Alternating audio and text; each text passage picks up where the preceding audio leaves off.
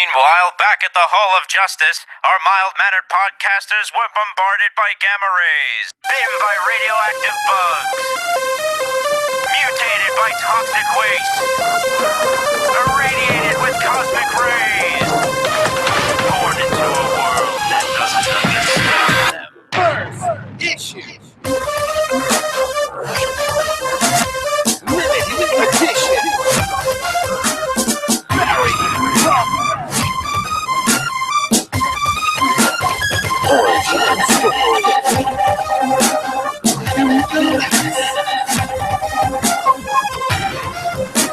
Second printing.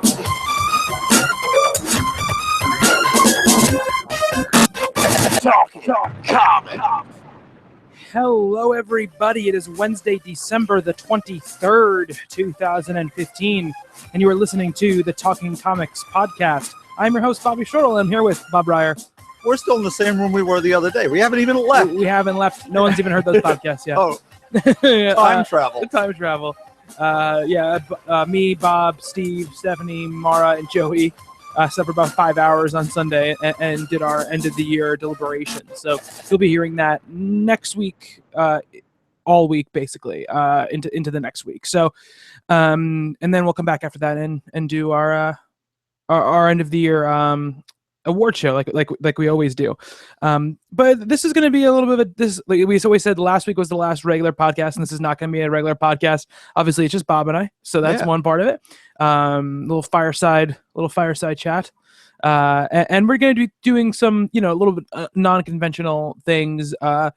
Bob has a little bit of a history of Patsy Walker, the Hellcat, who obviously the new series from Kate Leth is premiering this week. So we'll give you a little primer for that, and a little movie opened on Friday called Star Wars: The Force Awakens, and we're going to review that a little bit for you guys. Bob and I will just chat about it.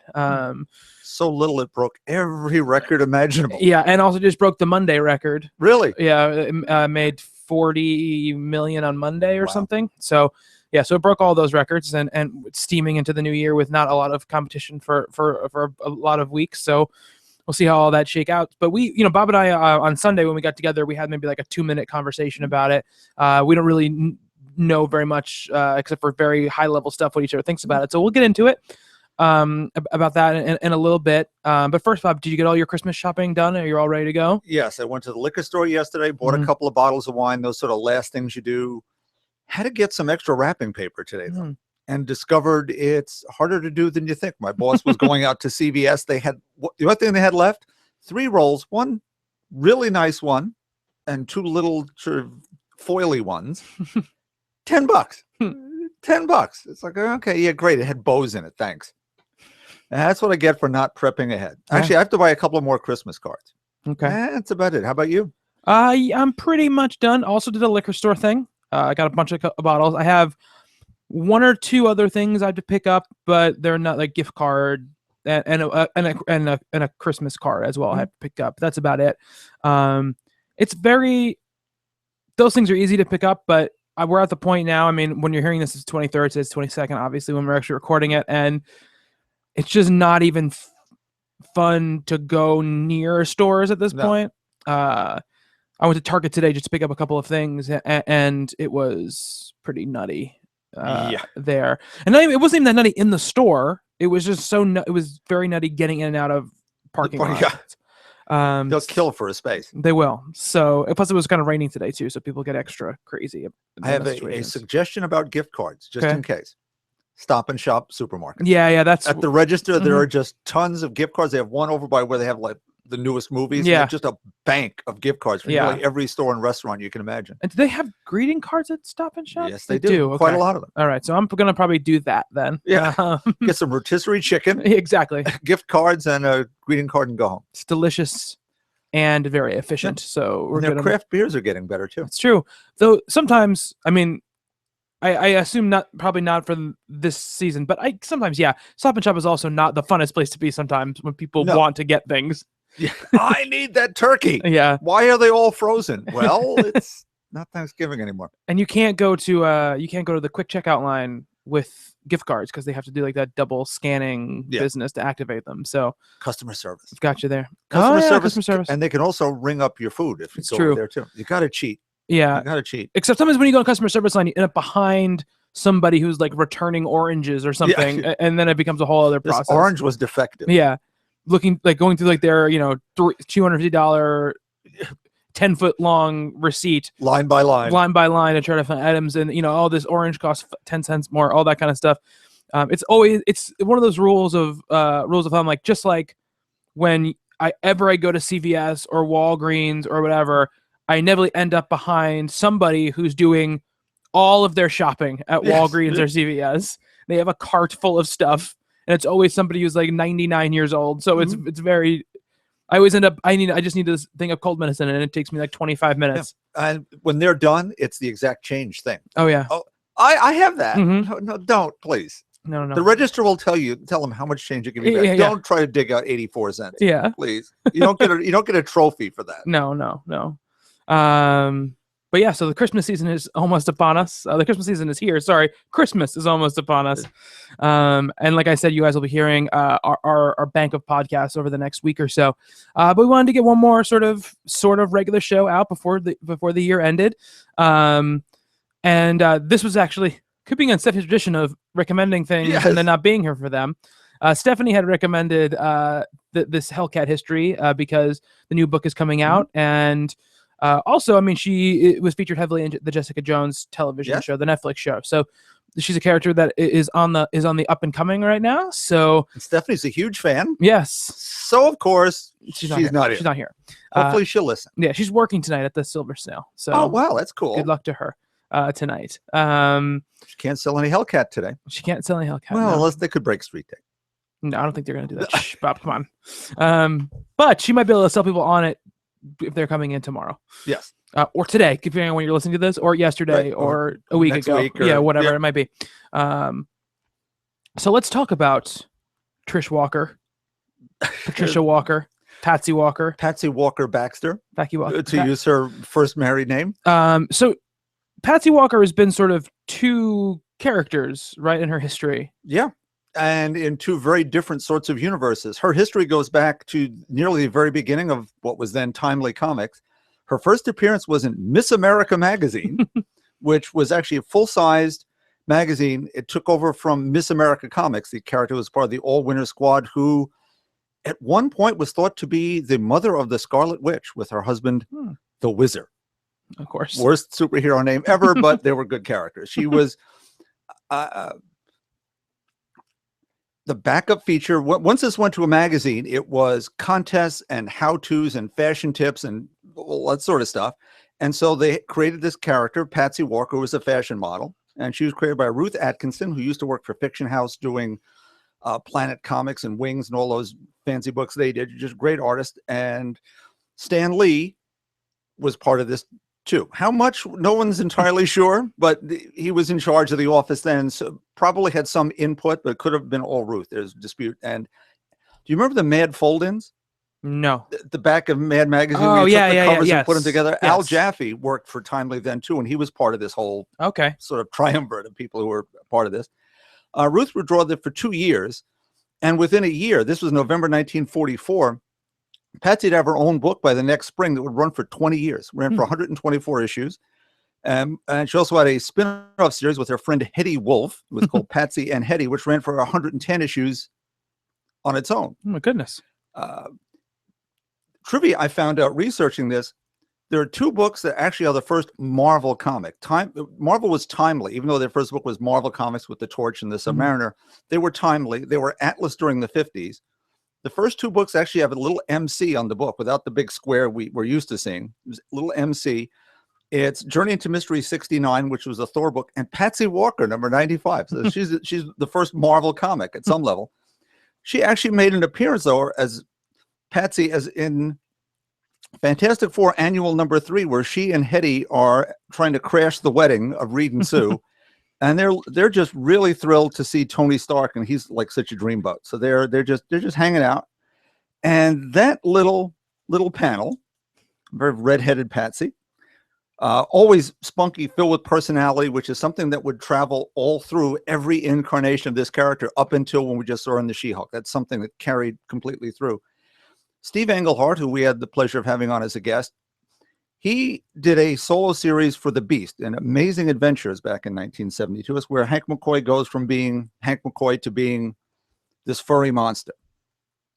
He's working for the Brand Corporation, big corporate think tank that would eventually be bought up by Roxxon Oil, because everyone's bought up by Roxxon on the Marvel Universe. And he thinks there's trouble afoot. He doesn't think he can go investigate because it's hard to hide the way he's built. So he's discovered the chemical cause of mutation and takes this stuff, turns into the furry beast, gets distracted, doesn't get back in time, and gets stuck. So that's how he ended up as you see him now. So the movie really sort of does that in a way, but that's what happened here. Steve Englehart, who loved Marvel history, again, he did the Cap of the 50s that we talked about here. He needed a military character and his wife to be part of this book. Now, back in the Patsy Walker model days, those books, she had a fiance named Buzz Baxter, who was, when last seen, had been a colonel in the Air Force. He throws them in unnamed into this book. And there they are, just sort of, the beast is coming through the front gate, and there they are, showing up in 1972. As it turns out, Hank gets in really big trouble, ends up torn apart by this huge monster here. And he sort of stumbles into Patsy's apartment, and she extracts a promise from him that we won't find out about for a couple of years. She's going to keep his secret. She actually protects him from Buzz, who's trying to do nefarious things, which we'll also find out as the years go on. And so they become fast friends. The book only lasted a couple of more issues, but what we end up with is Steve Englehart goes on to write The Avengers. And so 3 years later, the Avengers are checking into what's going on at Brand, because it's always bad stuff. Buzz is still around. They are now divorced in what might be the first superhero divorce. I'd have to do more research, but I'm pretty sure we're right up there with the very beginning. And that Avengers number 141 is the first George Perez Avengers issue on top of everything else. So Englehart brings him back. We have the Squadron Sinister, the Serpent Crown from Lemuria, and the issues are sort of split because some of the Avengers have gone back into the past to fight Kang with the cowboy heroes, which would go on and on for years. The Rawhide Kid and Two Gun Hit are all in the past. Two Gun end up back here with us. And they end up captured by the Avengers. The Avengers end up captured by Roxxon and Brand. Patsy had come to the Avengers to sort of get that promise, which would turn out to be, Hank had always promised that she'd get to do some superheroing. Again, spunky, always knew what to do, always do the right thing. And she comes in, she's going to blackmail the Beast. I'm going to tell everyone you're Hank McCoy. And so she does. And they go, and? We know that. He already told us that. It's not a problem. So she also tells them about what's going on at Brand. She tags along. They all get captured, her included. They find a way to break out, but they can't get out of the factory. So they're running through the warehouse, and the bad guys are chasing them all over the place. This is Squadron Sinister. These are Hyperion and that whole crew. They come across the Brand archives, so to speak, and there on a box is the Hellcat outfit, just sort of sitting there doing nothing. Because what that was, a couple of years before, Marvel had done some books in 1972, 73, where they decided to do female-led characters all by female creators. So in this case, it was The Cat, and that was we had a Wally Wood cover, and it is Linda Fight who wrote that. That's the same, it's the Hellcat outfit that we know, the yellow and the blue and the claws and so on. And the books all sort of failed, but they're very well done, just didn't really go with it. Is The Cat, Shaun of the She-Devil, and Night Nurse, which is where that is all part of this whole thing. So it's funny that they're now back together on Daredevil. They give Patsy the suit, which sort of enhances her abilities, and she actually helps the Avengers beat the Squadron Sinister. Now, by the way, Greer Nelson, who is the cat, would become Tigra the Werewoman in Giant-Sized Creatures #1, where she fights the werewolf by night. We're getting goofy here, but this is fun. Anyway, we have some more Squadron Sinister. We get to Avengers issues number 150 and 151. There's going to be another change in the lineup. Thor's going to go away, and some other people. And they asked Patsy, would she want to be Avengers? She came off so well. You know, we've got people that can train you. We've had other people with less experience. We'll be good here. Anyone remember? You remember Moondragon? No. Bald-headed green. That's her right there. Okay. Green swimsuit and a cape. She's actually the daughter of the leader of Titan, the moon, where it's Captain Marvel and Eros, and Thanos' father is, Titan. Okay. Anyway, Patsy's going to join, and Moondragon says, "No, you're not ready for that. You need to come to me because you have latent psychic abilities. You should come with me, and I'll train you in the martial arts and all this sort of stuff." So Patsy leaves, and then just not seen again for a couple of years, where she turns up in the Defenders, which is now by Roger Sleefer and David Kraft, and she just shows up out of nowhere. Then the Defenders at this point, it's the Hulk and Submariner Doctor Strange is still around. Nighthawk from the squadrons there. The Valkyrie is hanging out. She's coming back from outer space. You know, the Earth is coming to an end, and she then ends up in the Defenders and stays there for the better part of like 8 years, including the famous issue 89. Well, not so famous for most people, where we discover that all those 8 years worth of Patsy Walker comics were actually, there are Patsy Walker comics within the Marvel Universe. Just the way the Fantastic Four had their own book, which we saw Stan and Jack in the FF books. Only in this case, it's written by her mother, who writes some not nice stuff about her. You've told me that's sort of the way the TV show is going, right? But yeah, she's a movie star or a TV star. In the TV show, she was like a Hannah Montana, type of Disney Channel star, and her mother was sort of a very bad stage mom who sort of steered her career the way she wanted to, and was, very kind of like verbally abusive to Patsy. And it's part of the reason why in the show, she doesn't call herself Patsy anymore. She calls herself Trish because she doesn't want to have the name Patsy anymore, because that's how she was known. Like, the name of the show was It's Patsy. That's the name of the show, and Jessica Jones. At least to stay away from that. Yeah. I don't think her mom wasn't as bad here, but wasn't exactly great. Patsy would have much worse relatives as we move on here. But I think it's fascinating too. She was in the Defenders all this time, and that's where all this Netflix stuff is running towards. So if she ends up, if there's a Patsy spinoff, and there's a lot of, no pun intended, buzz about her, we could sort of go there. But in issue 89, her mom passes. In issue 92, just a couple of issues later, the long-lasting return of the son of Satan, Damon Hellstrom, and he really was the son of Satan. Though at some point they backed away from calling him the actual biblical Satan. It's one of the Mephistos or something like that. He has not the greatest influence on the Hellcat, who ends up being very hellish indeed. But despite all that, they end up being married in issue 125. And that doesn't go exactly as you'd want it to be, because his demonic side comes out and begins to influence her thought pattern. She eventually goes mad and commits suicide. Oh boy. Now, she really commits suicide. I mean, there's some other stories in between where she's in a Marvel solo Avengers book, where there's a little story with her ex-husband, Buzz, who's now a supervillain. Why not? I mean, it's Marvel. You got to be a supervillain if bad things happen to you. It's 15 years ago, so I'm not spoiling anything. Mockingbird, who married to Clint, she ends up dead too.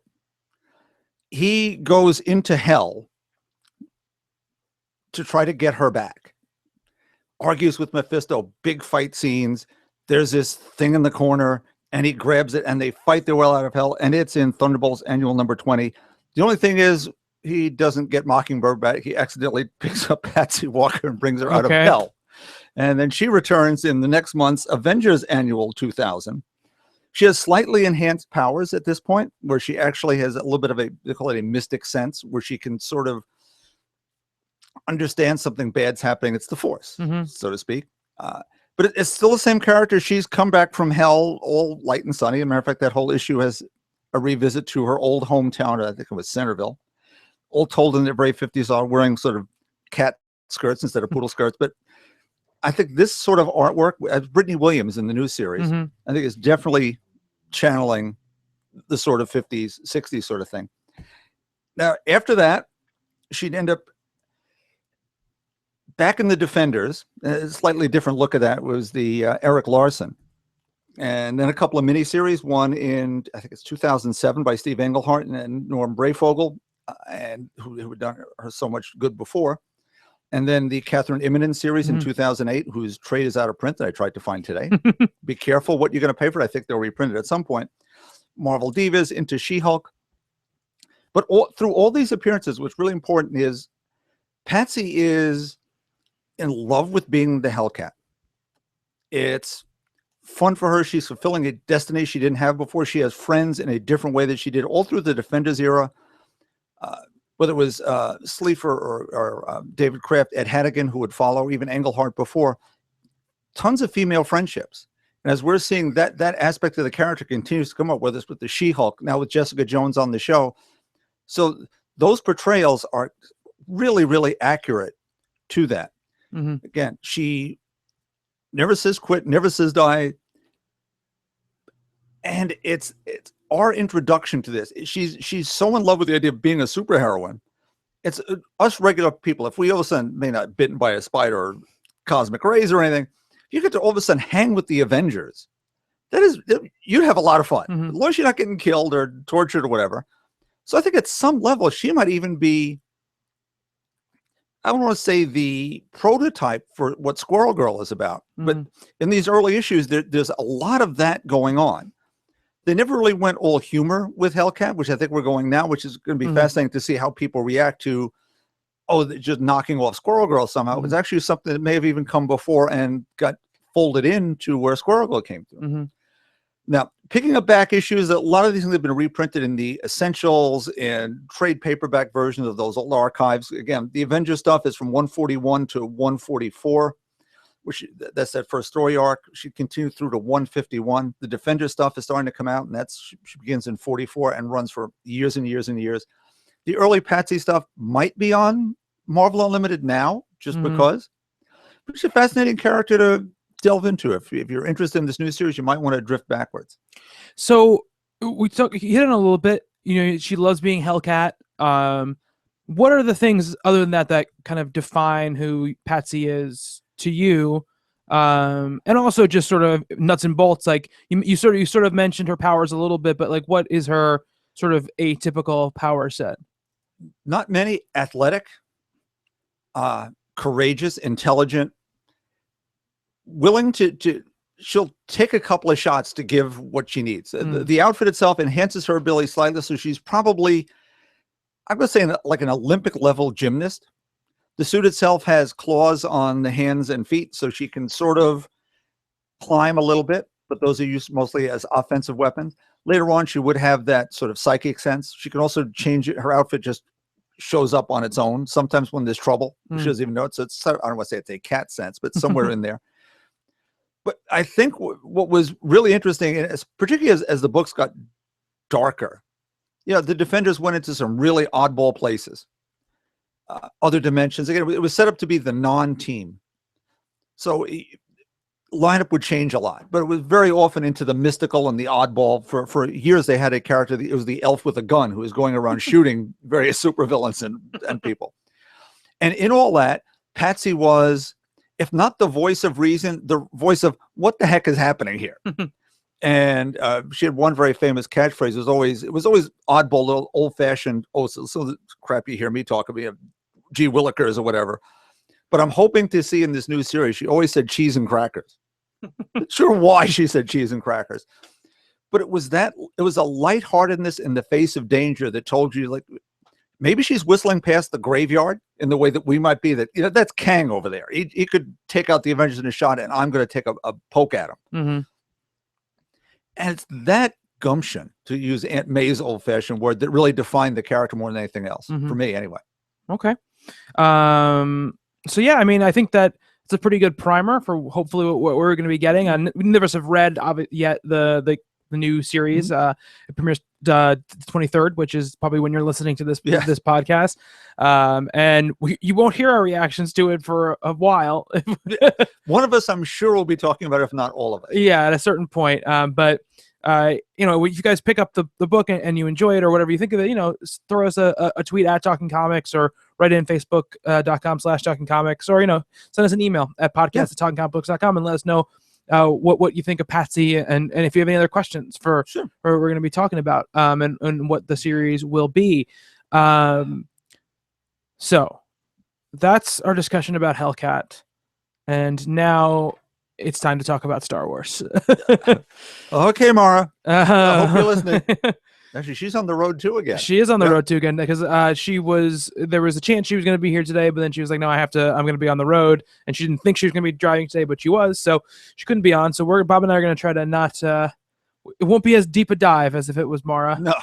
Because Mara knows her stuff. I had a discussion with Mara via text message after I saw the movie that I said to Mara, you make me feel like I'm not a geek. Yeah, she's got more knowledge on this subject probably than George Lucas ever did. Absolutely. So, if you're looking for kind of an analysis that's anything to do with sort of expanded universe or anything like that, Bob and I are not the people to tell you that. I mean, I've read very little of it, and definitely not enough to ever really comment on how this takes from or completely ignores all of that stuff. Like, I know some broad strokes stuff, but nothing in depth. I know the movies very, very, very well, and that's really it. Just so if anybody's worried if they haven't seen the movie yet, our sort of movie reviews always go like this. Bob and I will talk about it in a non-spoiler fashion for a little while, and then we'll clearly let you know when we're going to get into spoilers about the movie. Yeah, I mean, it's crazy, right? It's a cultural event, and it's here. We I remember breaking the news about the Lucasfilm thing and the J.J. Abrams thing a couple years ago on the podcast, and now it's here. And I think we've talked about before kind of all of our personal histories with Star Wars. I mean, as a kid, I mean, I was Jedi came out in 1983, right? Yes. And so I was born the year that Jedi came out. So I saw them probably all when I was, for the first time when I was 5 or 6, and then and a lot more up past then. But my biggest sort of memories of seeing them actually, and my most formative memories of seeing them are seeing the re-releases in 96, 97, I believe it was. That was the first special edition. Yeah, and they released all 3 in the theaters over I think it was 6 months or something like that. I don't remember the exact time. I could be totally off on that. That sounds I was about 13, right. so. It went through the whole summer, I think. I don't remember, from spring through the end of the. I don't remember the thing. I feel like I remember seeing one of them in the winter, but I can't. Okay. I couldn't tell you. Like, it was so long ago. But that was the first time I had seen them not on a little TV screen, so it was a whole nother experience for me. VHS. Oh yeah, VHS. Yeah. In fact, I don't even think we had like actual copies of them. I think we had like tapings off the television or HBO or whatever it was. So that's how I usually watch them. I saw those versions in the theater, and then of course the VHS set that came out after that, that I believe was the special editions, because that's the only thing they released from then on. So I mean, I remember the non-special editions because I watched them a lot before I was 13. But since I was 13, there hasn't really been.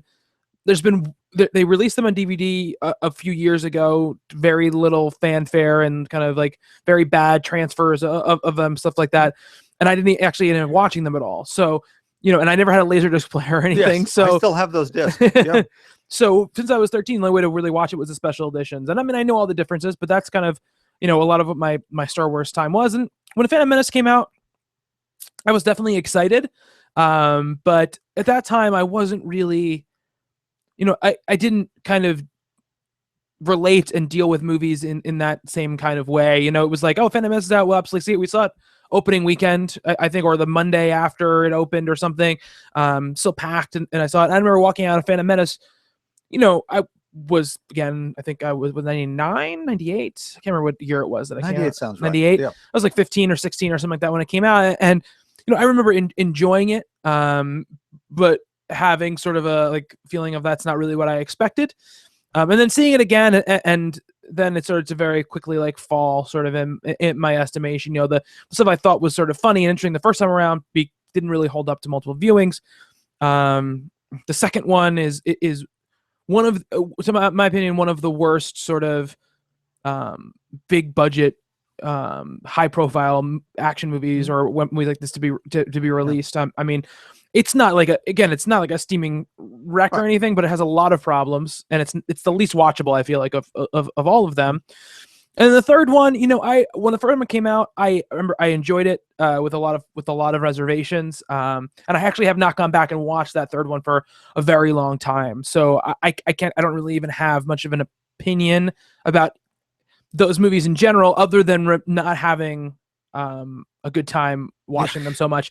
Remembering certain scenes that I thought were very good. Like, I think there's still really good things, especially in the Phantom Menace. I think the pod racing scene is too long, and it's kind of a odd non-story related thing to put in there, but it's a really excellent scene as far as like just a racing scene, and obviously the closing lightsaber battle is amazing. Yeah. There's some interesting characters and some great settings, and it's the dawn of full digital backgrounds, but there's still some real sets. So it's still sort of, it's the last one on film, right? Yes, because of the other two. I remember the big deal about when Clones came out and it was digital. Yeah. And there was still some like the puppet Yoda was still in that one. That would go away right after that was over. So I heard just today that they're borrowing from the Smithsonian. Oh, really? The puppet for the new movie. Oh, okay. Spoiler. Yeah. And apparently Frank Oz is interested in doing it. I imagine that there'd be a flashback. You never know. Yeah. Jedi heaven. I mean, of course there's like the spin-off movies and stuff that. Oh, that's true. That are coming. Like Rogue One takes place before New Hope, so there's a possibility there too. But so that's sort of like how I felt. But I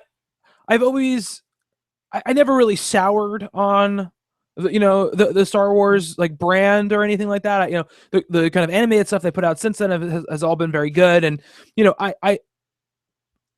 I'm not the kind of person who I don't get ruined. Like the original three don't get ruined for me by the new three. I think they're worse movies, and I think they don't have the magic that the others do. But I never really had like an anger towards the new ones. I think I was more angered at George Lucas in that he created this touchstone for people's memories that he and I are reasonably the same age. So we grew up watching Flash Gordon and Buck Rogers and Gunga Din and all the rest of it. And he channeled all that into this wonderful movie that had stop motion effects, but still had giant ships and state of the art and old at the same time. And it was a movie that if I was 21 when I saw it, you loved it at that age. If you were slightly older, it was fine. If you were a kid, you fell in love with what the movies were about. Yeah. And what a movie could be like that hadn't been seen in so long. Now, he went, I think, against his own sense of wonder eventually. The second movie, no, almost everyone says. I shouldn't say everyone thinks. Mostly everyone will tell you the Empire is probably the best of the whole bunch of them. If the first movie was for 8-year-olds and the 8-year-old in all of us, the next one made it a little older. We have deeper relationships. You're bringing your audience with you in the way that the Harry Potter films and books did. And then halfway through the next movie, it's okay. It's like I want to sell toys. I want to sell dolls. I want to do something else. And we come back for those prequels. That really hit me that way. He pre-sold those toys. Wasn't a whole line of toys that came way before the movie. Yeah. I was like, you don't need to do this. First of all, you're sitting on more than King Midas. And look, you should make movies with somebody else's money, not your own. And I get that. Yeah. But he was making this movie on our money. On toys and gizmos and gadgets, and it was very easy to sour on not Star Wars the films, but Star Wars the experience. And I think it's to my detriment. I went into the prequels rather, with that frame of mind. It's like, ugh, here's this, here's that, I don't like this. Why is he adding that? Why do we need a backstory for Darth Vader anyway? We talked about this with a lot of other characters. I don't really care. He's Darth Vader. Spoiler, he's Luke's dad. Yeah. It doesn't matter. That's all I need to know. And he turned bad. Yeah. Showing me all this other stuff over, was it 7 hours, 8 hours across the three movies? Yeah, 7 hours probably. And a second viewing fairly recent. When did the Blu-rays come out?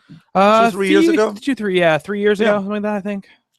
some friends were having a whole marathon. I was at work, came in just for the end of chapter 2 and then Sith, and they weren't helped. They weren't helped by the clarity, and they weren't helped by distance. Right. All that said, once they start announcing Lucas is sold, J.J. Abrams, whose work on Star Trek I was more iffy about, but I could see in the way those movies were and that story was told, he's the guy for this. He could definitely do this. He's a fan as much as we are.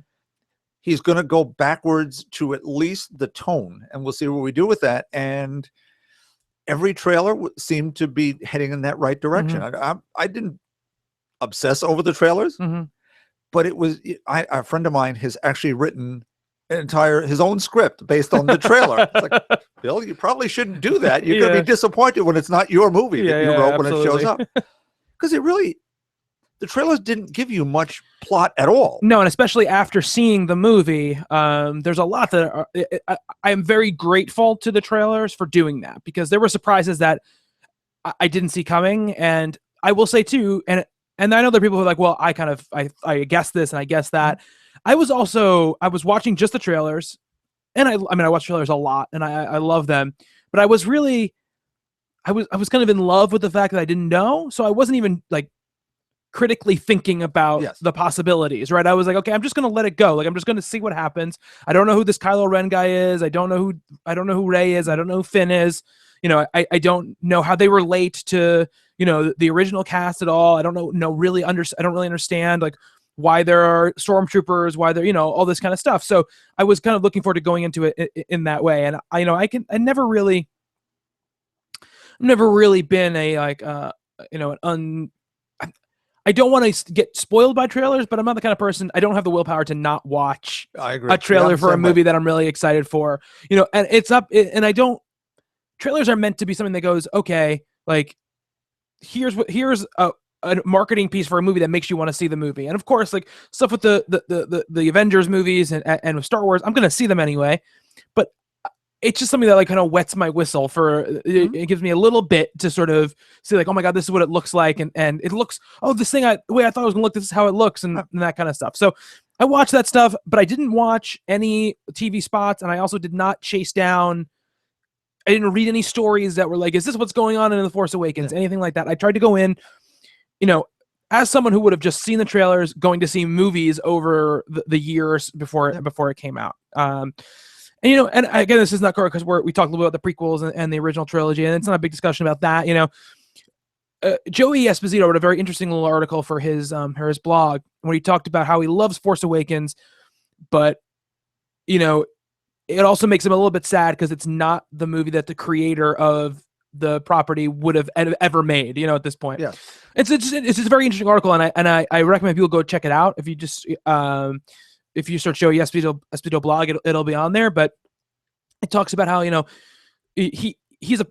doesn't dislike the prequels. He likes the prequels, and he fully admits that the execution of things was bad, but he likes the fact that he was trying to do different things and go different places with the stories and stuff like that. So it's an interesting read, and I think that I think you have the same experience as I do, Bob. Is everyone that I talk to and then the circles that I run in, no one I know likes the prequels. So it can be a very big echo chamber when you're talking about it, because everyone is just sort of like yeah. I mean, it's like a big pile-on session. So there are other opinions out there, but somebody I was happy when George Lucas wasn't going to be a part of the big part anymore. And if you look back at the stories before Episode 1 came out, he didn't want to direct those movies either. He wanted to, kind of produce them and sort of conceptualize them and have other directors. I think David Fincher was going to be on the line for that. Steven Spielberg was kind of up for one of them. And it was actually Spielberg who convinced Lucas to make the movies himself. And so I think George Lucas has sort of been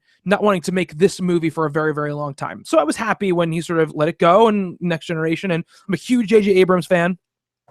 And, I remember when I saw the 2009 Star Trek, I was like, oh, someone finally made a cool Star Wars movie. It just happens to be called Star Trek in this point. And so he's directing Star Wars, and it's almost too perfect on paper, that he's doing it, because he just seems like the guy who would do it. And it's here, and we saw it, and I saw it on Thursday night, and I didn't get spoiled in anything before I saw it, so that was really nice. Sit down experience, had a great audience, and I was ready to really love the movie. But let's get into just kind of general thoughts, and like what will happen in general thoughts is that we'll talk about overall impressions, we'll talk about characters, and what we thought of them, and what we liked, we didn't like. And we will talk about stuff that happens in the movie. So. Leaving behind there's game changers. There's not going to be any big spoilers. We're going to talk very little about plot, but in order to talk about who Rey is as far as just her basic character, not any sort of like who she is and big things, we're gonna have to talk about the planet that she's on or whatever. If you care about not hearing that stuff, stop listening. After you see the movie, come back, listen to the review. So, Bob, what were your overall impressions of Star Wars: The Force Awakens? I really liked it. I'm not going to say I loved it. If I'm going to put a star rating up early, just so people know, 3 out of 4, which considering the train wreck that anything like this could be, where you have so many expectations coming in, it's really solid. There's some quibbles, a couple of things that aren't quibbles, but it is so much. The one thing that is a tremendous positive and is also slightly a negative is the idea that this is very beholden to the tone and attitudes of the original trilogy. So that is great. And it's what Joey's pointing out. It's okay. It's that again. Yes. But when it's that again and done with this care, this love, and the ideas of, okay, this was something that was put in place all those years ago to touch people's hearts and souls and spirit of adventure. We can do that here with a new generation of actors, effects, expectations, and fulfill them. There are moments that you'd say, oh, well, could have done that, could have done this differently. Yes. But that it's fun, first and foremost. Still a sense of menace, a sense of something that needs to be accomplished. There's a mission, and it swirls around a couple of different times, which is fun. There are reversals, which are nice. There's some characters that reverse field, which are interesting. And that makes a very satisfying film where I thought things were going to happen one way and they didn't. Others that I saw that coming. But when it's revealed, things are revealed early. Yeah. Not always late, which is good. It's not, we're going to throw everything into the third act and make a colossal jam up at the end. No, it happens sort of organically, which is really nice. We have some interesting villains. Some don't get as much screen time as maybe they should, but it's a movie about heroes. Yeah. But the heroes are only as good as the villains they're facing at some level. So we'll talk about that as we go a little further forward. Love that there were, the effects they're new. Don't get me wrong. I don't want us to sound like it's all, it's flesh grown with little pyrotechnic sizzler things in the back or whatever. But it lots of shots of the point of view of the pilots again. There are dogfights taking place overhead while you're underneath, which is a shot we haven't seen before. And you swirl back in still some of the politics from the old and the new a little bit. So I think you have deepened that story somewhat. Again, we have, how many generations are going to be seeing this at once? We're going to be doing with grandparents, parents, and little ones. In the theater I was in, there are people older than I am, parents, 3-year-olds, 5-year. We had 2 with us, a 5 and a 3. One dressed as R2, one as an Ewok. And those kids were as enamored of this film as the grown-ups. Yeah. They were squeeing and having fun, as were grown-ups applauding at when certain people show up. When certain things show up. Yeah. A couple of times. So, I mean, a very solid piece of entertainment. It sets the tone for where we're going to go next. It puts into place some pieces for next time. Solidly behind this being a really, really good movie. I'd love to see it again. Yeah. I saw it in IMAX. I think I'd like to try it non-3D just to see if there's a change in the way I look at things. That's not all the spectacle of it. For the people predicting a train wreck, from my way of thinking, I might have even been one of them in some little dark place in my heart. It wasn't that. It doesn't remake the idea of Star Wars either. It doesn't take it somewhere else. So that's good and bad at once. That's pretty general for me. Yeah. I mean, I agree with you on a lot of what you're saying. I think that, and again, it all goes into what you're expecting when you go into it. It's very much, in many ways, a remix of the of A New Hope, to be able to put it in a way that it's easy to understand without numbers getting into the way of A New Hope. It has a lot of elements of that movie, but like you said, things switched up in sometimes subtle and sometimes major ways that make it a surprising thing. One of the things, absolutely, Bob, what you were saying, one of the things I love the most about it was that it didn't hold back reveals that could have led to sort of dust-ups between characters that would have... It left all of that stuff for early in the movie so that when the focus is, bad guys potentially destroying good guys, the good guys are focused on what they should be focused on, not belly aching and crying because someone lied to them. So that's that. I liked that a lot about the story. I'm always a fan when stories go against my expectations in that kind of way, it's structurally, because you kind of see things mapping out and you can see in your head, okay, I'm waiting for the scene where this happens, and a lot of times those scenes don't happen in this movie, which I was a big fan of. Overall, I would say I love the movie. I'm going to see it again tomorrow. So I'm excited about that, because again, it's very overwhelming experience, especially a movie that you're so excited to see, one that has so many expectations, and not just of this movie, but of 30 years of movies and a childhood of expectations behind it. It's a tough movie to watch with just a clear head and check it out. I always find these kind of very big ticket movies, I enjoy them more the second time, regardless of how much I liked them the first time, because I'm not waiting for things to happen. I'm not the movie that was played out in my head before I saw the movie is gone, and now I can just enjoy the movie. Not that's reviewing there. that anymore. Exactly. Right, yep. I'm like, oh, I wish they had done this. Now I just know what they're going to do, so I can watch it again. The thing I took away from it, the new cast is across the board stellar. They're so good, and the old cast is also so good, but the new cast is so good that it didn't bother me when we were spending chunks of time away from the people that I grew up loving, right? Yes. With Ray and Finn and Poe, and the three new sort of good guy leads, they all have different sort of charm and different magnetism and a different thing they bring, but they all bring it completely on their A game, and they're all just... I could watch a movie about any single one of those people by themselves. Kylo Ren, who is obviously, is the new sort of big bad, or one of the new big bads, the sort of Darth Vader surrogate, you'd say, probably, for this. Yes. In the trailers, I enjoyed what I saw, but they give you very little of him except for just some poses and the imposing sort of design. And the design of the movie is great. It continues very much in the spirit of those movies, of the original movies, and brings you sort of those same iconic things in new forms. But I thought Adam Driver did a really fantastic job being both, and like you said before, it's in the microcosm of the whole movie, both what you expect and what you don't expect at the same time. He's not just another Darth Vader. There's a lot of different stuff going on, and just the way he behaves and acts is very different, right? Than Darth Vader acts in that original trilogy. And I'll get into more deeper stuff about that when we get to spoilers, because there's a lot of stuff, minutia stuff that I want to talk about with him. But loved the whole new cast. I love the way it looked. There's a mix of practical, obviously, and a lot of digital effects. You can't do a lot of this stuff without digital effects, but I thought that mix worked very well. It's just when you mix it the right way, it makes your brain stop looking for the computer, right?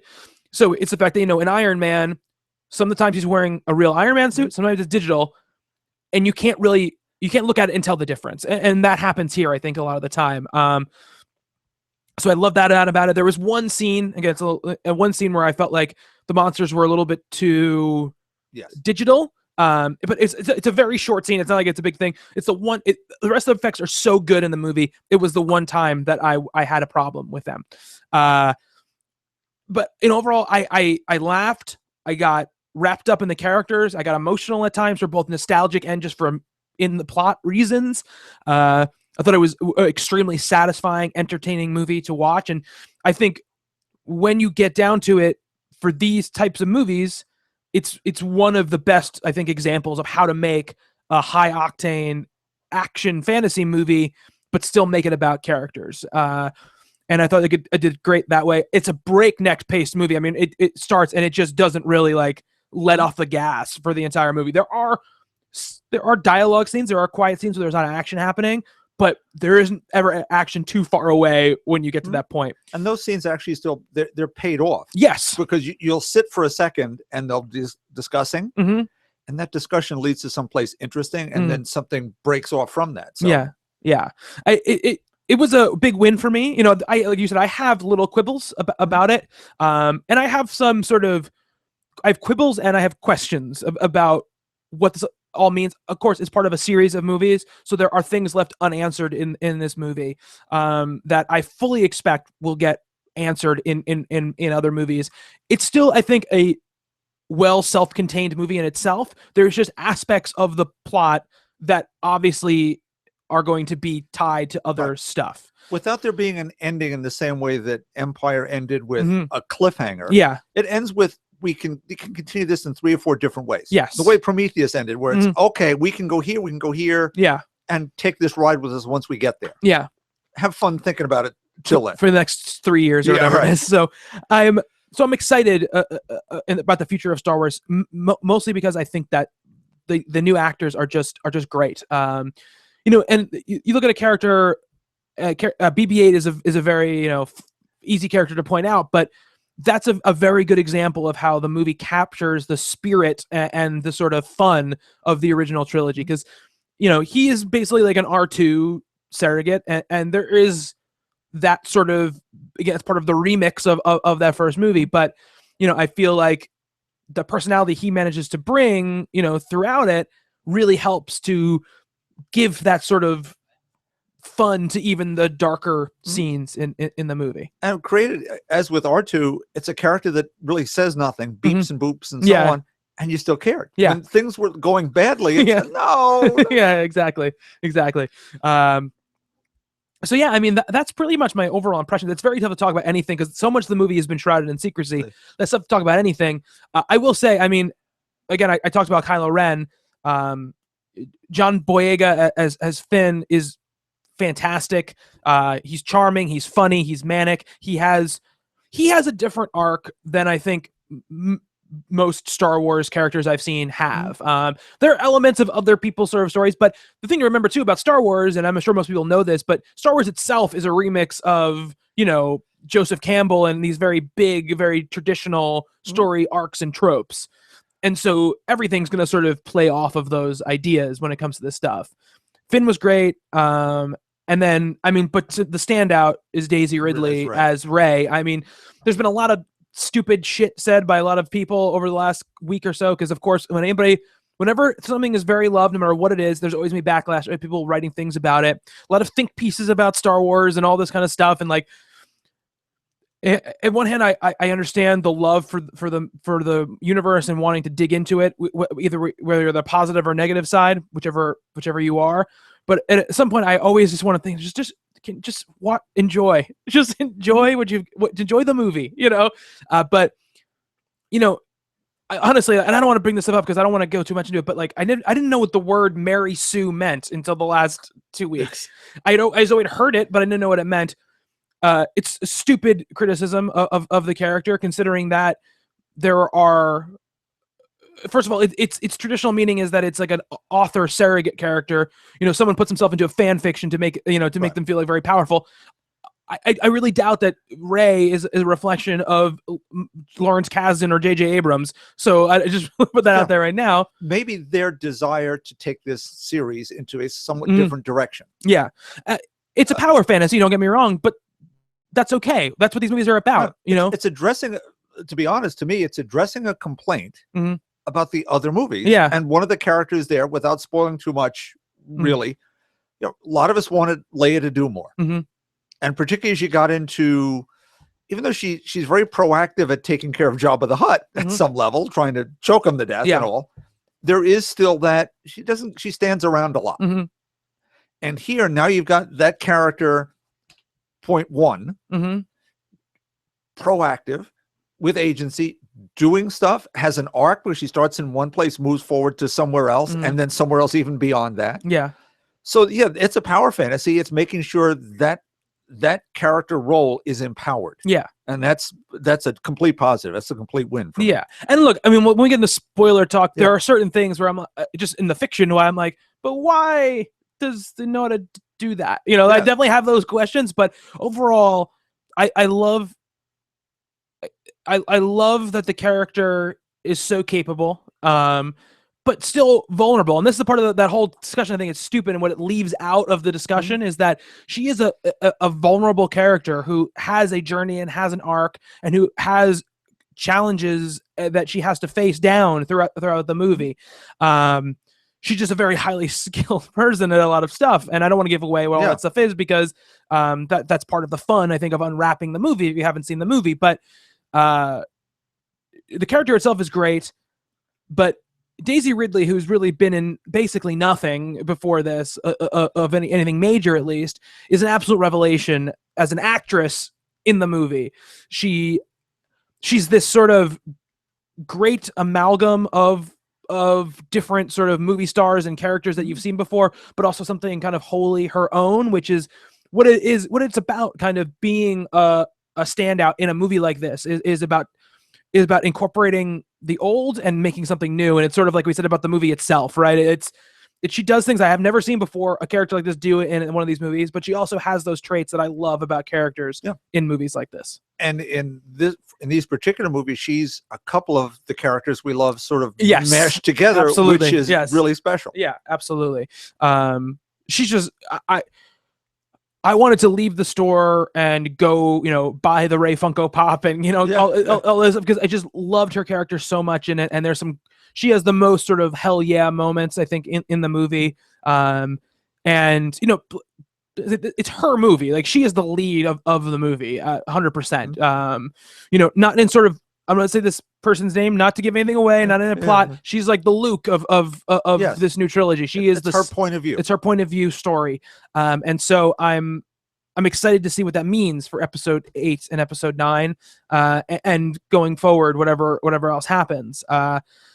It was such a well acted movie that goes a long way for me. The performances are so good that even when stuff is not going on, I'm enjoying watching what's happening. I will say that there is a lot of play on nostalgia in the movie, and I think most of it works. I think some of it is a little bit too, I can see like J.J. Abrams' finger pointing at the thing, but I will take the amount of wins I got from that kind of perspective out of the not wins. And what I'll say about this is that I was in the theater with a lot of kids, and every kid that I saw it with, except for one who was always terrified when Kylo Ren was on screen, absolutely loved it. We're talking about it while we were leaving. We're excited. And that's an awesome thing. It's a great thing to see. And like you said, it's a generation spanning movie. I mean, there was, like you said, there was old people, there was middle-aged people, there was teenagers, there was little kids. Everybody was there to see the movie, and it was just an experience that I never really expected a few years ago that I would ever get to have again watching a Star Wars movie. And again, I'm going to watch it again and see how it holds up over viewings. It's tough to place it. For me, it's after watching it, I was like, this is probably, watching it right now, probably my third favorite Star Wars movie. I'd agree. And I think that it has things that are better than and worse than New Hope. It's because New Hope is the first one, so it sets the whole tone for everything. It's a whole different set of expectations. Made in a much different year. It's 40 years ago, nearly. Exactly. So it's a much different thing. It's not Empire. Empire is one of my favorite movies of all time, so I'm never expecting it to be that. Not every Bond movie can be Goldfinger. Yeah, exactly. Same idea. Yeah. Now, is it something you can say it's formulaic? I've heard that complaint already about the Force Awakens. Yes, as every movie that's an action movie has to have certain things. Very few is going to turn everything on their head and be Inception. Yeah. Be so completely loopy that you say, I've never seen any of this ever before. Yeah, and honestly, that's not. Maybe it's a fair criticism if that's what you want, but that's not what I ever expect out of a Star Wars movie. That's not what I'm looking for. I'm looking for a solid adventure, fantasy, action movie, sort of in that order of importance, with characters that I love, with music that I love, with visuals that are exciting and interesting and new and something that is just awe-inspiring and makes me feel like a kid. That's what I'm looking for with Star Wars. I'm not looking for something that's going to challenge me in that sort of way. It's just not the movie for me personally that I'm looking forward to do that with. I don't feel like, the originals pushed big budget filmmaking in ways that had never been pushed before, but those movies are also not pushing those envelopes. They're not making you reevaluate your ideas. People, they're popcorn, fun entertainment that is supposed to be watched by a whole gaggle of people so they can talk about it and love it and feel like they're seeing something grand and wonderful. And if you can add some depth to it, yeah, that your characters mean something. Yeah. To people because they're either well crafted, well acted, a combination of both, put in interesting settings that you walk away from. I like that character, and people now have for nearly 40 years. Yeah. Then you have that thing in quotes and in capital letters that can take over a generation, more generations than ever. Thought process. Look, it's Jedi's are an official religion in England. Yeah. Movies don't do that unless they're special. Now we have a friend who's our friend David loves movies, loves very special kinds of movies, and some things, popcorn movies, are beyond him. He can watch them, but he can't think about analyze them. They're just what they are, and they're manipulative and whatever. But even the greatest drama, the greatest melodrama, the greatest romance, whether it's Casablanca or whatever, is still going to have to manipulate your feelings in a certain way. You come at a movie like that viscerally. And we have that here, where it strikes you with that nostalgic chord, but also with the newness of where we went. And these characters are the new ones are every bit as important as the old in the structure of the story. More so, the old ones are around and they're mentoring and doing stuff. Don't get me wrong, they're there. But you fall in love with these people the way we did all those years ago. Yeah. So now here's that spot where everyone has new favorite characters and they're old, and you blend them all together into an interesting new stew. So yes, it's familiar. Yes, it's old-fashioned and beholden, but it isn't just a remake or a recapitulation of those themes and ideas, as you say, the Joseph Campbell hero's myth, hero's journey. It's all there. But so is in every other picture. Yeah. Let's take those critiques they're valid, but they're invalidly applied, perhaps. Right. And the next one is written and directed by Rian Johnson, who does weird things with movies. So I think you might definitely see some departures. Okay, what's he done? Brick. Okay, Brick was excellent. Yeah, Brothers Bloom, Looper. So yeah, he's a very good filmmaker, very interesting guy, has a good head for sci-fi on his shoulders, and obviously giant Star Wars fan as well. But, I think also there's a part of me too that says there's such, as far as in the public eye, such a negative eye towards those prequels. You kind of have to right the ship before you chart a new course, right? You have to say, like, we got it. Like, we understand it. This is what it is. We understand what makes Star Wars awesome. Here it is. It's not quite as different maybe as you would have wanted or expected, but here is something great that you'll be able to see, and you'll be able to go, okay, if I watch 4, 5, and 6, I can watch 7 and feel like I'm watching something that's of the same piece, and then let's go on from there. So yeah, definitely a big recommendation. Go see it if you have any interest at all. Disney does not disappoint in any sort of major way. So we're going to do a quick little spoiler section. So let's if you guys do not want to hear anything about Star Wars Force Awakens, spoiler wise, you should stop listening now. If not, we're going to move on and we're going to talk Star Wars spoilers. So it's one of those things too, where it's always on this way that most of the spoiler talk is going to be a lot about stuff like that we have questions about or quibbles about, because it's stuff that you really want to get deep into, right? So overall, I think that the state of the universe isn't as well explained as maybe it could have been. I'm still sort of fuzzy on Republic, First Order, Resistance type of thing. The best I can kind of glean from dialogue in the movie and from the crawl is that the Republic is sort of a shaky government that's sort of taken over after the Empire sort of fell. And the First Order is sort of the last remnants of the Empire that's trying to kind of, they're like sort of the insurgents or what have you that want to feel like they still have claim to what was there, and the Resistance is sort of like it almost back to the term like the black ops of the Republic, right? They're kind of like, good way to put it. We don't want to be seen funding or paying for any sort of like aggressive tactics because we don't want to be like the Empire. We want to be all about diplomacy and all about doing it the right way. But we know that Empire is not going to play that way, so let's have the Resistance who will fund do stuff for us so that we can still fight them but still keep the safe public face. To me, I think the First Order is sort of a dictatorship falls, but the cadre of generals who run the army are still hanging around. It's like, we can get back into power. It's not going to take much. We have something the rebels don't have. We'll try that. Yeah, absolutely. And I think that's all can be taken from context clues of the movie, but I feel like it doesn't really explain itself particularly well. And I don't think it would have had to if it didn't bring in that Republic stuff near the end when they're kind of working out the Sky Killer base and what it does.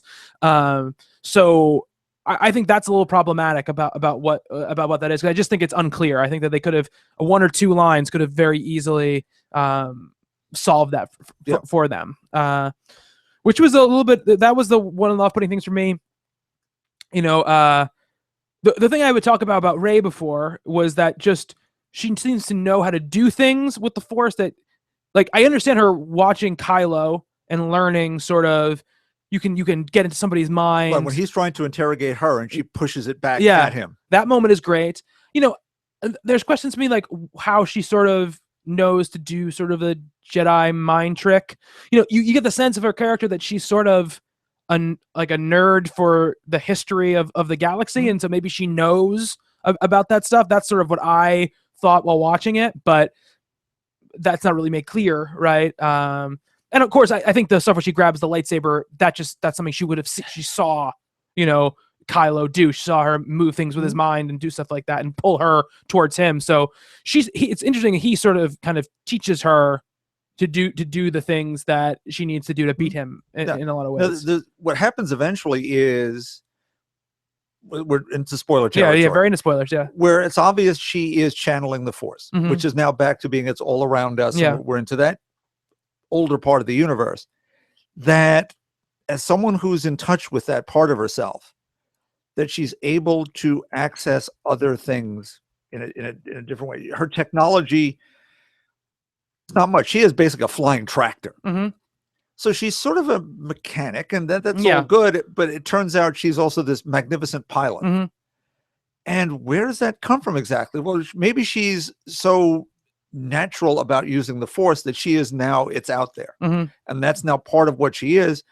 And so that sort of presages where we eventually go with the plot, her character. So she really is the Luke in that we pull through that. But then because of her ability to do so many other things, that again, she's the Leia part of it too. So that's really fascinating. There's one point though, later on, which it's during that whole flashback sequence when she touches the lightsaber, and she was left behind. Her family left her behind. Well, who's her family exactly? Now, in the books, I've had a lot of people giving me the expanded universe, right? But it could be this, but maybe it's I have theories. I don't want to start throwing theories around.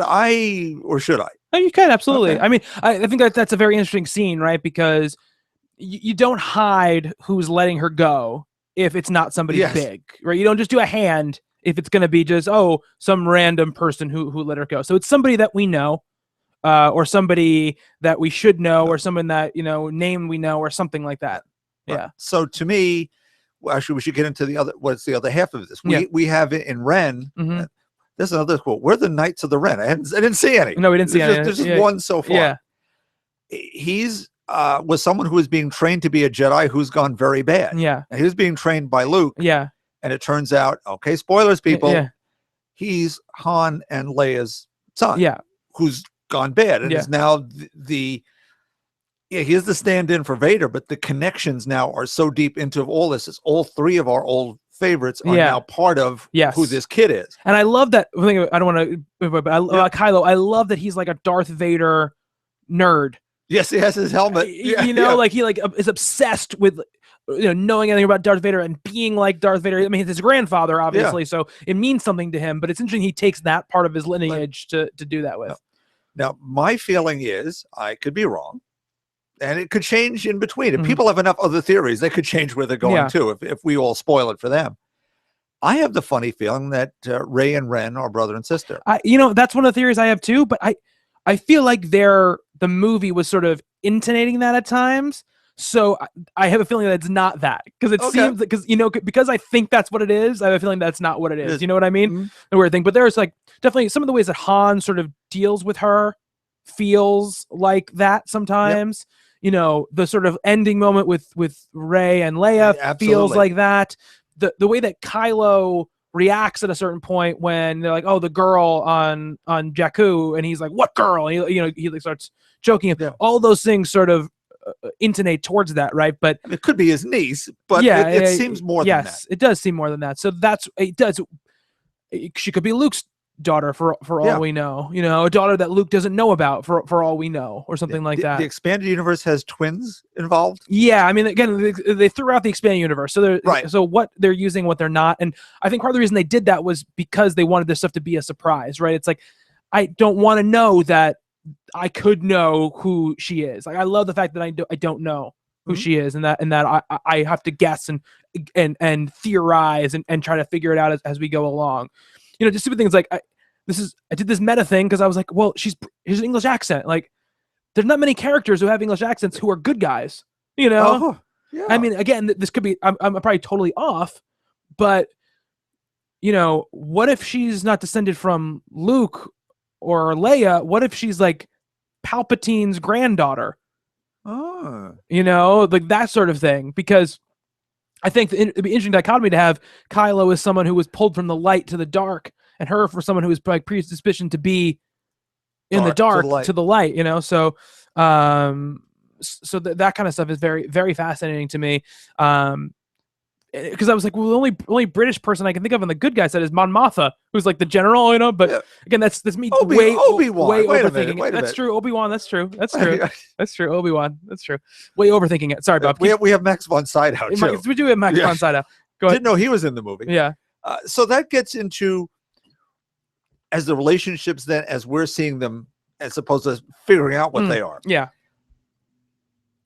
We're not quite sure how she has these abilities, but the movie itself explains it, I think, by telling you, okay, she's in touch with the Force and that. And so, yeah, she isn't the super capable person for no reason whatsoever. It's explained within the context, provided you're willing to extrapolate a little bit. Yes, exactly. Yeah. I think the movie at times does itself a disservice because it doesn't explain certain things, or maybe it's just leaving things to not be explained. Maybe Rey was, when she was a little girl, had some sort of training that we don't know about, and she doesn't even really remember, but we don't know. The pilot stuff didn't bother me at all because I felt like you get the sense definitely that, I mean, she knows ships inside and out because she scraps them, and they bring back sort of the scrapping she's doing on the Star Destroyer, and when she's able to fix certain things or break certain things and on the other ships that she's on, and you see her kind of with that X-wing helmet on, like sort of doing maneuvers and trying to figure stuff out. So I think that that didn't bother me that she knew how to fly the Falcon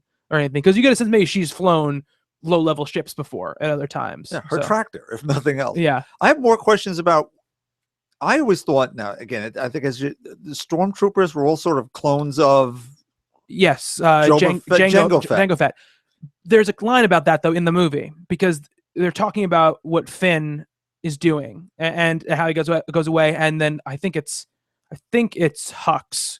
So they're Hux. Oh, it's Hux or Ren. One of the two says maybe we should have taken a clone army, and the other one gets upset about it. So it's they definitely have a line in there to sort of. I think it's Hux. Yes. Yeah. He's floating around there. Let you know that that's what's going on. No, Hux is the sort of the general, not the grand leader. He's the other guy. Yeah, he's like I can't remember the guy's Tarkin, the Tarkin of this movie or whatever. The entire cast of Ex Machina is in this movie. So, the one character I think when he's on screen, he's fantastic. Who's Poe? He gets the shortest shrift. I think he's kind of gone from the movie for about half of it. And there's just these movies always focus on the sort of smuggler and the Jedi and stuff like that. They don't really focus as much on the X-wing pilots. But I feel like with Poe, that's going to change as we go along because he's such a great Oscar Isaac has such a great presence in the movie when he's there. I love that kind of beginning between the two of them, him and Finn, and how that all shakes out. Yeah, and then but he vanishes. You didn't think you were going to see him again, and I should have known better. You wouldn't have that guy there doing that and then have him disappear. The opening sequence is pretty chilling. Yes, as we get to what Finn's doing. Though it was pretty obvious when there was the stormtrooper standing there debating with himself. It could seem like he has qualms. I don't want to shoot these innocent people. Yeah. It happens quickly. Now we then see him with their leader. I want to talk about an underutilized character. Is Phasma. Yeah, who seems really interesting. Definitely challenging to leadership. I could think somewhere down the road, someone who have her own arc to travel. Doesn't get to do a heck of a whole lot. And I was disappointed in that. Yeah, I think I was disappointed about that too. But I tried to think about that in the terms of expectations of we saw her in the trailers and we saw Gwendolyn Christie, who's obviously Game of Thrones actress who plays the part. They were talking about her a lot before it came out, and I feel like that was something where I think the marketing really did the movie a disservice, because if you just saw that movie and there was just a random stormtrooper commander in it and they didn't do a lot, you wouldn't even be thinking twice about it, right? You'd just be like, okay, they just didn't do that much. Maybe they'll come back again in the future. But I do agree. It's a very coolly designed character, and I wish they got to do more stuff in the movie. She surrendered quickly. She did surrender quickly. Yeah, I didn't think she would have. But none of the Empire people are particularly brave. Yeah, well, they're bad guys. They're bad guys. Yeah, but she seemed a little more badder than the rest. That didn't play itself out. Should we get to the big one? The Han? Yeah, the Han of it all. Yes, I will say really quickly. I think that the holdback and then the reveal of Snoke, the Grand Emperor, that was a great. I did not expect that at all. I was like, whoa, I totally shocked to see it. And I like how they played on the hologram thing, because you didn't look like a hologram at all. Yeah. And obviously you realize it's a hologram. You think this is just a giant bad guy. Yeah. And then you see there's a hologram. I thought was a really cool thing. And I liked that. One thing I said about Kylo before, about him being sort of this different than Darth Vader thing, he's not quite great at what he's doing yet either. He has obviously a lot of raw power, but he doesn't know how to control it great. He has a really shitty temper, and he does a lot of stuff that is stupid. There's that moment in the forest with Rey where he captures her and he goes, "Leave the droid. We don't need her. We've got this person." And then he can't get out of her what he's supposed to get out of her. And that never would have happened to Darth Vader, right? He doesn't do anything unless he knows what he's going to get into. But Kylo thinks he's Darth Vader and he can do whatever, he can do all this stuff that he did, but he can't do it yet. And I thought that was a really interesting way to give the character a level that it wouldn't have otherwise. There's a little petulance to it too, when he can't get what he wants, which is fun. And it's fun. And they made good gags out of that stuff. The stormtroopers backing away when they see him freaking out, I thought was a great moment. But he has a lot of power, and I like that about that. He stops that beam in midair, and you've never seen that in a Star Wars movie before.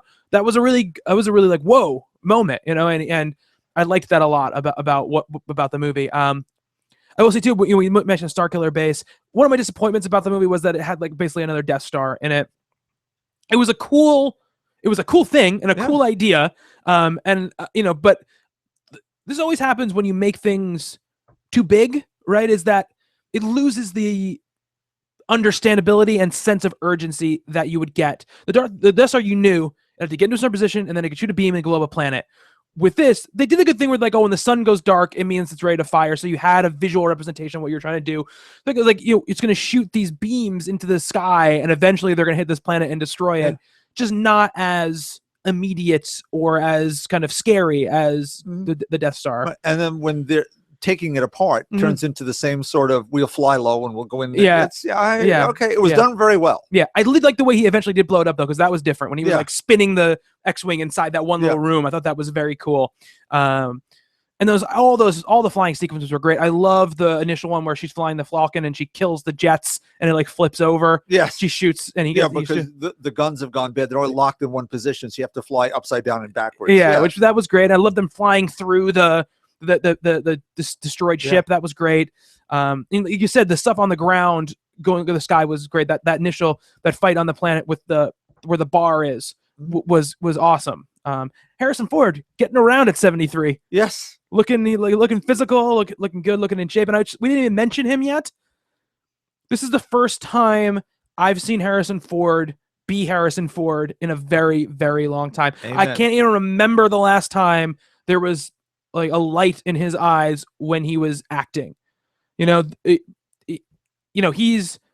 definitely not the worst thing about the new Indiana Jones movie, but he's still not. It's not there. He's still that kind of angry, always grumpy guy. Yeah. And in this, he's grumpy at times, but then he's also funny and he's got a lot of energy and he feels alive in this movie. And I love that about it. And there's some great classic Han Solo moments. I love the little aside he has with Chewie when they're on the plane. He's like, "Oh yeah, you're cold."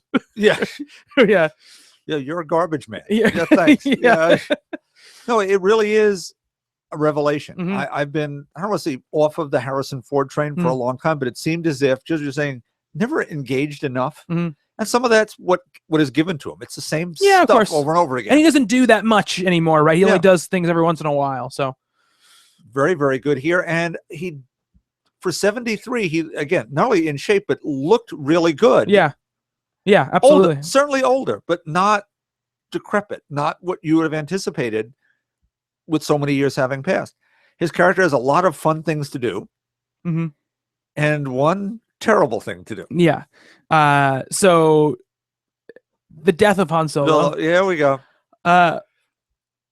There was a point about 10 minutes before it happened that I knew it was going to happen. When they go back, they do their job and they're like, okay, let's go. And they realize they didn't do their job all the way. They have to go back. And there was a moment they opened one of the doors and I was like, oh my God, he's going to be the Obi-Wan of this movie. He's going to die. And once he walked out onto the bridge, I was like, it's over. He's dead. There's no way he's leaving this thing alive. And it was, it's a funny thing because I think it was pulled off very, very well. I bought it. I thought that the struggle, I bought Kylo's struggle in a real way, that I don't think he was ever going to go with Han, but I feel like he was struggling between whether or not to kill him or to just go away, to move on. There's that one moment where he seems like he's turning back into his son. Yeah. Just briefly. Yeah. Which is what makes it poignant. Yeah. And the revelation of his name is great. The fact his name is Ben, that was a great moment. And there's a good power in, I think, these sort of movies, and Harry Potter does it in some ways too, where you have a character who's taken a different name and their original name has a lot of power. The person who says it has a lot of power because they obviously are sort of looking through whatever this super powerful veneer that this person is putting on into like who they are really. But when it happened, it was like 5-year-old Bobby through 32-year-old Bobby was crying. That's what it was. I felt it was it was an insane thing to see a character like that go away. Crazy moment. It's not even really, I'm not even really criticizing the fact about the movie. It's just a crazy cultural thing to see a character like that go away like that. I kept thinking he wouldn't, which made it worse when it did happen. Because you no, they can't do this. No, they can't. It means too much to the series, to that character, to us as the audience. You're not going to take us there. I found that very poignant, very meaningful. What I have a quibble with right here is I don't think it advanced the plot much in the way that Obi-Wan dies, giving them time to get away. Han dies to die. Yeah, but I don't agree with that because I agree with you that the plot doesn't move forward, but I think that the characters have a forward motion because up to that point, when you see Kylo alone, there's a lot of struggle, right, with Kylo internally about, I feel the call of the light side. Maybe I need to be good, all this kind of stuff. And I think killing Han is a symbol of like, I'm never going back. It's sort of like this. I think he almost does it because then he knows he can never go back. He can never go back to his mother now. He can never go back to the rebellion. He can never rehabilitate himself now that he's killed his father. That's what I feel like that moment is for me. It's a moment. You're right. It doesn't advance the plot, but I feel like it advances Kylo's arc as a villain. Because I think it's sort of saying as well, this is not Darth Vader. Because I honestly don't see redemption for Kylo at the end of all of this. Well, that may come if that's his sister. Yeah, maybe. So who knows where we're going there. I also really thought, and again, I don't want to review the movie that didn't get made or the one that's in my head. You're really thinking that's the point for a rescue. And there's a line that Leia says about, we'll take a miracle to do this. And you're sort of expecting that. To me, I was expecting that miracle to be Luke. Yeah, me too. That it would then, okay. See, sometimes I don't want to say he was fridged. But there's okay. We need to get rid of somebody. Now that could have come from Harrison Ford. Yeah, I've had enough. Yeah, and I want a good ending. Yeah, so give me that. But that good ending could have been reconciling with Leia and going off somewhere and never seeing them again. Yeah, but as long as he's still alive, there's still a chance that they ask him to come back. Yeah, and that people will ask him to come back. Yeah, and maybe he can decide. You know, Sean Connery said it never, and then it was never say never again because he did. So there's that to it.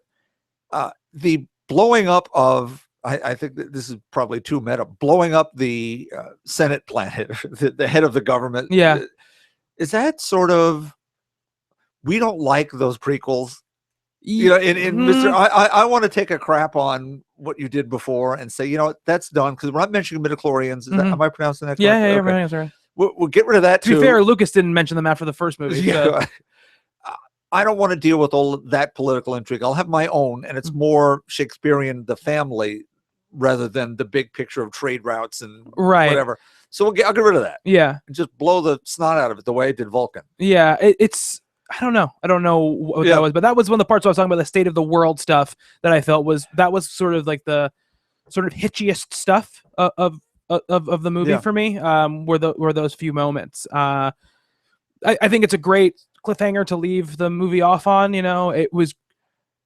It's so much the talk about finding Luke that when you finally see him, and Mark Hamill looks great, looks like the best I've seen him look since he did probably Star Wars. That was a great moment for the reveal there, and I did like the little hints, like you talked about training a bunch of young Jedi. So I love the hints of like the world that existed in between the two. And I would love to know more about what happened in between the two, because that world seems sort of fascinating to me about how it went in between. I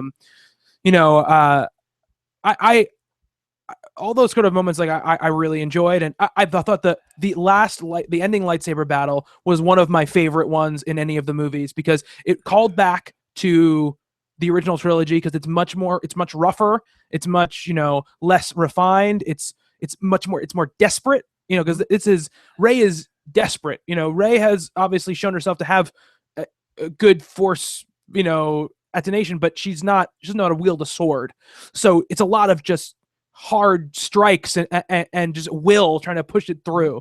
And I thought that lightsaber was great. I also loved that we got to see the Finn character wielding the sword in sort of like, what would a person who has absolutely no force attenuation really look like? I mean, we've seen like Han use it to like cut open a thing, but like never someone try to fight with it. Yeah. And he does well for a while, but he's completely overwhelmed eventually. Yeah. It's no, you can't fight somebody who knows how to use one, but I thought great. And I will say the weird kind of unquantifiable thing, I loved the weight of all the objects in it. The lightsaber felt like Kylo's lightsaber felt heavy. It felt like he was wielding a sword. It felt like the same thing with Luke's lightsaber, which is a crazy cool thing, because it's like the one that fell out of his hand in Bespin. Yes. Which is, it's a great kind of moment there. And then, the way the Millennium Falcon moved, and the way the X-Wings moved, the way the TIE Fighters moved, they had this real weight and locomotion to them. that they've never had before, because they've always been either made of, they were lesser computer effects, or they were models, which had a weight, but not that kind of weight. The movies that could not be done even with Go Motion, Yeah. that are now available here. But again, still the CGI is at such a high level that I don't know where they begin and end. Me neither. Yeah. It was, and definitely the biggest like nostalgia ping for me was seeing the Falcon for the first time. Yeah. Especially the lines that preceded, where I didn't see that coming. Me neither. Yeah. Well, we got to get to that one, because this quad jumper, because that's a garbage ship. We don't want that. Yeah. It's covered in a tarp. Yeah. Though someone's pointed out, why did the guy she tries to keep selling stuff to, why did he sell the Falcon? Since he owns it, that could be worth something, right? It's like, wow, that's like having a 57 Chevy under a tarp, and let it sit there. My one Han line that I loved. I'll talk my way out of it. I always do. Then Chewie does this little thing. I do. I always do. Yeah, that was Peter Mayhew was great too. Yeah. It was just I can't wait to see it again. I loved it. Again, I have quibbles like we've been talking about, but overall it's a great movie experience, and everybody should check it out. Yeah. And I think everybody should have a very Merry Christmas, and a happy holiday, and a happy New Year, because we're not gonna be able to say it before the next shows. If you want to get in touch with us, please at Talking Comics on Twitter, facebook.com/Talking Comics, and podcast at talkingcomicbooks.com is the email address. I'm at Bobby Shortle on Twitter. I'm Bob Ryer at talkingcomicbooks.com. Yes. Before we go, we are going to say Merry Christmas, Happy New Year, as Bobby just did. I want to say a special one to our friends Sarah and Hugh, who did something amazing for me. And I'm not going to even say what that is. They know what they did, and they did it together, which is interesting across the straits over there. But what they did is what points out to me what all our community is about, and what we do here, and how it's impacted you folks out there, and how that's come back to us. We do what we do here. We have a great time among ourselves, but that we have this community, and it's composed of you fine folks out there who interact with each other and with us in a way that makes us all part of this really grand family. And in this time of year where sometimes not all of us have families, I just want to say thank you to everyone out there for what you bring to us too. Well said, Bob. Well said. You have a very Merry Christmas. Merry Christmas, boss. Have a very happy New Year. Look out for our Best of 2015 shows. Those will be coming up very soon for you guys. But for Bob, good evening, Merry Christmas, Happy New Year, Happy Hanukkah, Kwanzaa, Festivus, holiday, you name it. And I've been Bobby. Until next time on Talking Comics, to be continued.